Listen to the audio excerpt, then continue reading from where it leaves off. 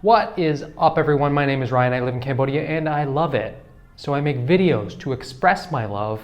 Kind of like when you wrote that poem to that cute girl in 5th grade. Then you caught her reading it with her friends and they were laughing at you and you ran away crying. Then everybody started calling you crybaby shithead. Crybaby shithead, crybaby shithead. So I was perusing the internet for the weird things that I pretend I accidentally stumble across, and I ended up down a rabbit hole of videos about people who got robbed or scammed in Cambodia. Yes, there are other people making YouTube videos about Cambodia, but don't worry about them. You should probably avoid those videos. I'm here to watch them for you and tell you how crap they are. Today I'm gonna break down one of those videos. I'll probably make fun of it a little bit because the people in it are younger than me, and it does make me feel better about myself to make fun of them. But ultimately, I'm a good guy. I'm here to teach you things, right? So I'm going to tell you what these people did wrong, what to watch out for, and how you can avoid getting robbed in Cambodia. Let's go. Y'all don't know people like this. Y'all don't know people like this. Y'all don't know people like this. Y'all don't know people like this.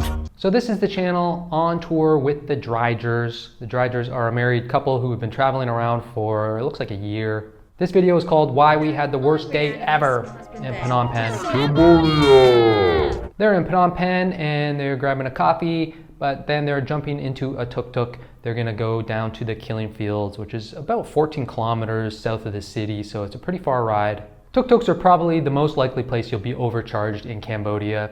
Actually, now that the apps are around, I would say the markets are probably #1. Grab, Tada, Nom24, and Pass app, they're all ride-hailing apps that you can use in Cambodia. And you should use them if you want to avoid being overcharged for your ride in Cambodia. The Dridgers knew this and they used Pass app, which is a good call. When we started traveling, we didn't have smartphones, let alone ride-hailing apps. It was completely different. It was a lot more difficult. We'd have to research how much it should cost to go to a place, then we'd have to negotiate with the driver. I'm sure like 90% of the time that we used a non-meter taxi, we probably got overcharged a bit. So you kids have it so easy. Oh shit, it's official. He's transformed into an old man. The Dridgers got dropped off and they paid in cash, but they only had a 50,000 real note. Mistake, that's a mistake, mistake. Unfortunately, drivers rarely have change. They're often doing transactions through the app, so it's just bank transfers, or maybe they are just doing short trips around, so they're getting 1,000 real here and there. Keep in mind that a tuk-tuk driver is a very easy career to get into. It doesn't take a lot of money to start up that business. You don't have to be well educated. So a lot of tuk-tuk drivers are living day to day with the money they're making driving. They're sending money home to their families out in the provinces. They don't have a lot of walking around cash. This guy might have woke up with 30,000 real in his pocket, got a 5,000 real breakfast, and then started looking for passengers. I recommend that you have small bills on you at all times in Cambodia. An ATM machine usually dishes out some 50,000 real notes, but you should be able to change those in restaurants and stores. Most places won't have a problem changing them, but the tuk-tuk drivers might not be able to, or maybe they'll just pretend not to be able to and hope that you'll let them keep the change. If this happens to you, it's not that hard to find change. If the driver's not willing to do it, then take your bill back and go find change yourself.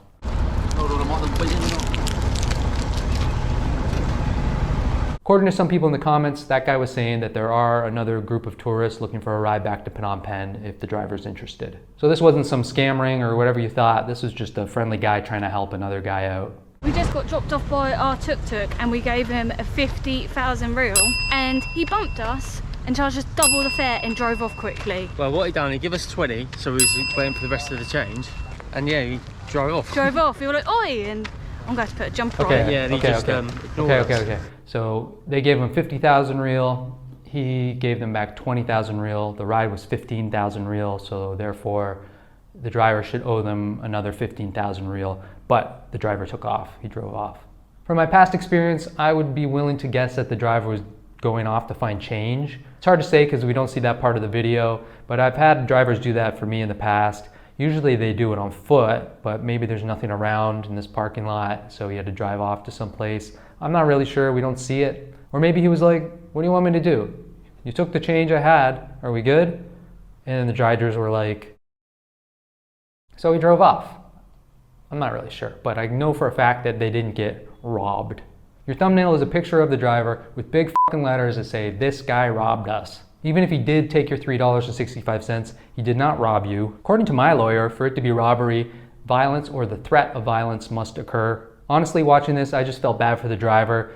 He didn't ask to be in this video. You probably didn't get permission to put him in this video. And now he's got 64,000 people. God damn, I gotta start accusing people of crimes they didn't commit. 64,000 people thinking that he's a robber? That's not very nice. This guy's gotta make a living. But lucky for them, they use PassApp so they can easily contact the app and get their $3.65 back. Someone actually mentioned this in the comments, and the Dridgers did reply. They did in fact contact PassApp. Yes, we contacted PassApp and they asked him to deliver the cash back to us, but we refused to meet him. So PassApp are pretty poor with looking after customers. I mean, if you did in fact get robbed, theft accomplished by violence or the threat of violence, then I totally understand why you wouldn't want to meet up with him. But it seems to me that your problem was resolved. The guy was gonna bring back your change, but you didn't want to meet him. So they went to the killing fields. That should cheer him up. And the next day they got another PassApp to go to the train station. Okay, something happens here, so I want you to pay attention. Okay, so something happens in this video, so we want you to pay attention and watch. See, I told you guys. As you can see here, you can see Ben very clearly in his mirror. You shouldn't be able to see that. You should be able to see the traffic behind. Basically what happens here is the driver is being super sketchy. He's got the mirror angled so it's looking at them and not at the road. He keeps turning and looking, and he gets them to put their location in his other phone, even though the location's already in the PassApp app. So yeah, he's being a little fishy. They arrive at their destination and then they tell this story. Normally we get in the tuk-tuk, we go. I normally get my money ready to pay him for when we get out, because obviously last time the guy drove off without our change, so we make sure we have change now. We were in traffic going along. I saw like a moped come really close to the tuk-tuk, a white one with two people in there, and I like pushed my money to like closer to Ben, because I was on the edge by the door, and a hand's come in.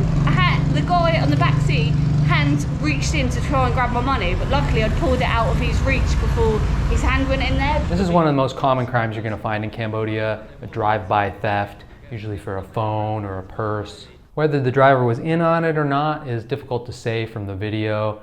We don't really see what happens exactly, but the fact that he angled his mirror, that's not going to hold up in court. However, it is a pretty good way to have somebody drive behind you and they can see into the mirror and see what's going on in the back of the tuk-tuk, see when somebody takes their money out and is holding it, and that gives them an opportunity to drive up, reach in and grab it. The driver asking them where they're going again, getting them to put their destination in his second phone, that could have just been a way to stall time, to allow the thieves to catch up to him so that they could follow him. When you're riding in a tuk-tuk in Cambodia, always keep your belongings on the inside, away from the doors. Don't hang your camera out of a tuk-tuk like a stupid YouTuber. Everyone will tell you that. The thing is, every single person, when you get your phone out, they warn you and say, but be careful, be careful. Another tip, I'm not sure about PassApp, but if you use Grab app, after you pick your destination, before you officially book the ride, you can change the style of tuk-tuk to a Maxima. And a Maxima is a little bit bigger, costs a little bit extra, but it has doors, and that'll help protect your belongings in the tuk-tuk. I sympathize for Mrs. Dridger here. Even though nothing was taken, it's still a horrible feeling to know that someone tried to take advantage of you. Plus they scared you, zombie hand reaching into the tuk-tuk to grab at you, try to take your soul. I get it, it's scary, and it affects the relationship you have with the country you're in. Trust me, I know all about this. The Dridgers end up not taking the train because they read the schedule wrong. And so they head to the central market to buy toothpaste. I mean, 64,000 views for buying toothpaste. I need to step up my marketing or something. No, not the Sensodyne. Don't. The Sensodyne is a special type of toothpaste. $3.50, wow. $3 for toothpaste. Let's see if we can get a better price at another store. Surely that isn't the price of toothpaste. Let me see how much Sensodyne toothpaste goes for here. $3.40 from the Big C Mini. That's a convenience store chain from Thailand. So that's a fair price, $3.50 or whatever it was they quoted. It's an American company. Let's see how much it goes for in America. $7 for a tube that's just slightly bigger than the one that he picked up. $7 for toothpaste. Now that I would complain about. $3.50. I mean, you picked up the wrong toothpaste, bud. Sort of like a Fendi t-shirt, obviously counterfeit. How much do you reckon they asked me for it?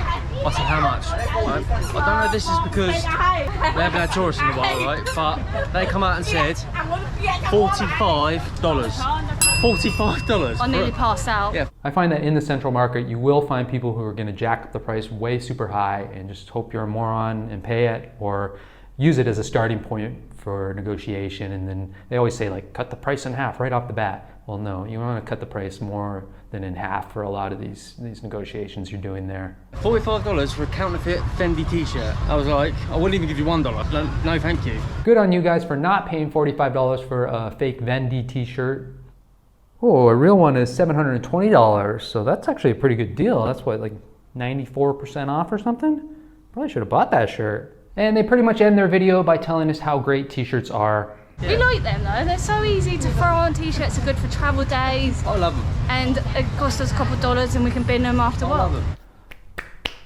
Bravo, bravo, bravo. Good job, Dridgers. And I apologize for being such an asshole. And I'm sorry that you didn't have a good time in Cambodia. I truly am. It's a great place. It does have its problems, but hopefully after watching this, you can learn from the Dridgers' mistakes. And when you come here, you'll be safer. And all because of me and my heart, my big, big heart that sometimes hurts, especially in the 5th grade when that love note didn't land. Cry baby shithead, cry baby shithead. Thank you for watching this video about me watching a video. Let me know if you like this format, if you found it entertaining, and take care, comb your hair. I'm out. Prefer when I'm by myself. I don't wanna hang around y'all. Good health. One day I'm really gon' ball. Fuck around and buy the whole mall. Breaking that cake. Flexing 700 in the bank. Not a superhero, I don't save. Look at my face. Look at my grades. Don't match up, no love. Look at date. I just fade. When I hit the jack, you can keep the pie. Every night I gamble, I stop. Yeah. When I check the cost, I was like, oh, that's expensive.